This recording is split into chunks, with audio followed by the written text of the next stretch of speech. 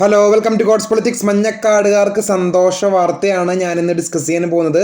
മഞ്ഞക്കാടുകാർക്ക് ഓണക്കിറ്റ് ഓഗസ്റ്റ് 10 മുതൽ സഞ്ചി ഉൾപ്പെടെ 16 ഇനങ്ങൾ മഞ്ഞക്കാടുകാർക്ക് ഓണക്കിറ്റായിട്ട് ലഭിക്കുന്നുണ്ട്. അടുത്ത മാസം 10 മുതലാണ് വിതരണം ആരംഭിക്കുന്നത് എന്ന് ഭക്ഷ്യമന്ത്രി അനൂപ് ജേക്കബ് വാർത്താ സമ്മേളനത്തിൽ പറയുകയുണ്ടായി. അതുപോലെ തന്നെ കിറ്റ് നൽകുന്ന തുണിസഞ്ചി ഉൾപ്പെടെ 16 ഇനങ്ങൾ അടങ്ങിയതാണ് കിറ്റ് എന്ന് പറയുന്നത്.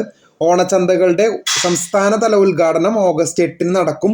അപ്പോൾ ഞാൻ അതിൻ്റെ ആ ഒരു ലിസ്റ്റ്, എത്രത്തോളം സാധനങ്ങളാണ് അതിൻ്റെ ലിസ്റ്റ് ഞാൻ സ്ക്രീനിൽ കാണിക്കുന്നുണ്ട്. തേയില, ചെറുപയർ, നെയ്യ്, മുളക് പൊടി, മഞ്ഞൾപ്പൊടി എന്നിവയെല്ലാം ആ ഒരു 16 ഇന കിറ്റിൽ ഉൾപ്പെടുന്നുണ്ട്.